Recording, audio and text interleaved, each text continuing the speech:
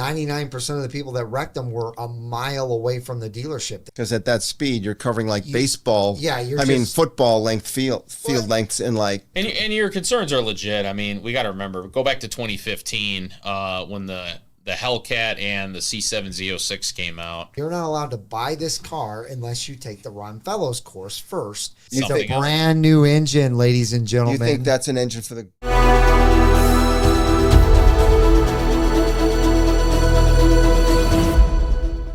So something that I've been talking about for, I don't know, maybe a month or two now, ever since the ZR1 has really hit the marketplace, is that these cars are going to be super, super dangerous for your average person that's buying them. So I feel like we're going to see a lot of wrecks happen with this car more than any other Corvette in the history of Corvette.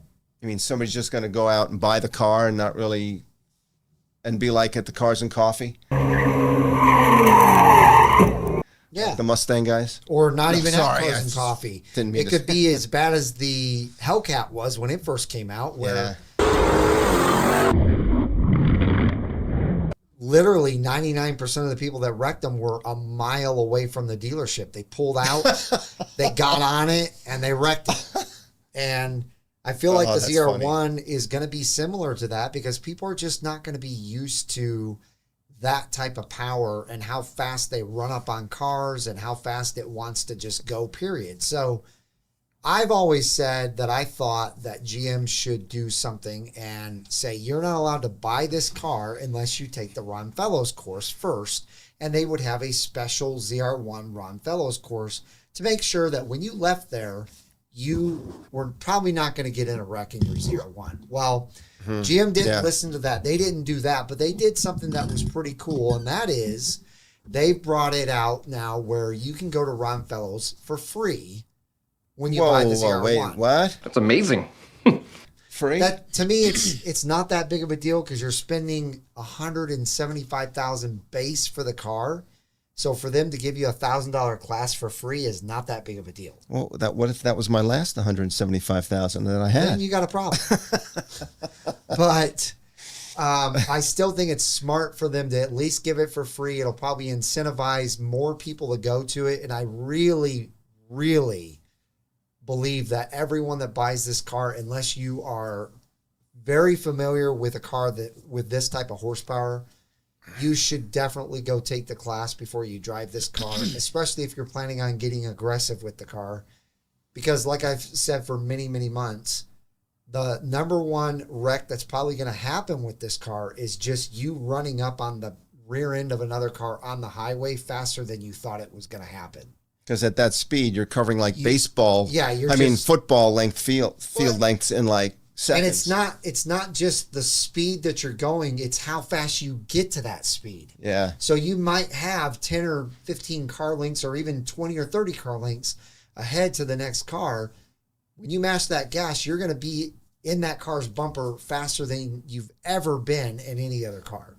Yeah, that's the problem. Yep. I say that they should just have all Corvette salesmen, new and used, go through full training of the ZR1 so we can train our customers how to drive them. They should actually. You know, that's what they do at Porsche and BMW, and really they should. They should send you to a track. Texas Clay wants to know what he thinks the deductible will be.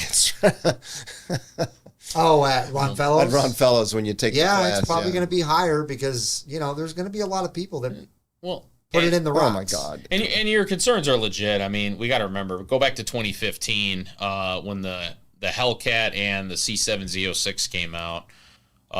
There was that brief period there that, especially with the Hellcat, where guys were clocking them into curbs and putting them in trees within 10 miles of the dealership. Oh my God. Especially the Hellcat. It was before the wide body. And in fact, I remember an article came out right when I started working here of a guy that just bought a brand new C7R Z06 the next year, and right away, boom, lost control and wrecked it. Here's this limited edition and spanked it off a tree.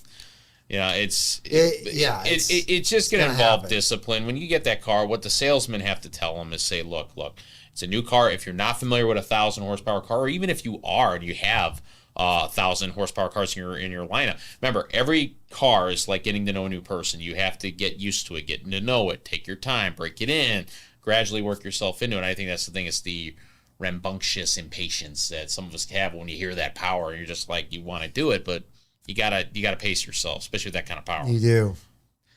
Yep. All right, so I think that's a good thing. Up next is this crazy contraption on the back of who knows what car. That's like a joke, right? Could it be a Grand Sport? Yes, it could. I think it's Keith Cornett from Corvette Blogger. He just strapped some pipes on some C8 and he's just driving it around so he has something to write about. Keith, what do you... No, I'm just kidding. What? Seriously. How is that possible? It is. Why would Chevy... It's like a flux capacitor. A flux capacitor. Why? I mean, the pipe running up and around like that, that's like a plumbing job that I did in my basement of my first house. Well, you know what that is, right? They're testing the emissions. Because remember, emissions are so strict in Europe. They're so strict in California now. You know, they're running it at all different RPMs and speeds. All that is, I guarantee, that's just reading and censoring it, and it's probably feeding them all the information and texting to get that programming right. So why would they be testing emissions that they've tested on the LT2 1,000 times? I think I have the answer. Wait it's a not second. an LT2 it's anymore. not an LT2. It's a brand new engine, ladies and gentlemen. You think that's an engine for the Grand Sport? I think. Oh, so they do have to do testing. But we didn't see crazy testing like that before with the pipes and stuff. That's maybe we just didn't see it and it happened. Nobody saw it, but they saw this That's one. crazy. Crazy? I was crazy once. So what are the numbers? Is that like numbers mean something? Like Keith or Jeff, you might know what those... CPN 84? Yes, is that CPO through CPO? Know, but I am C3PO. R2D2? What could that... It's a great article. Read it on CorvetteBlogger.com. But again, I think somebody put in the comments a little while ago, are we getting a Grand Sport? I believe 100% yes, we are getting a Grand Sport. And I might have some more proof of that coming out tomorrow. So look for a new video coming out tomorrow. Up next, this is not as pleasant of a subject.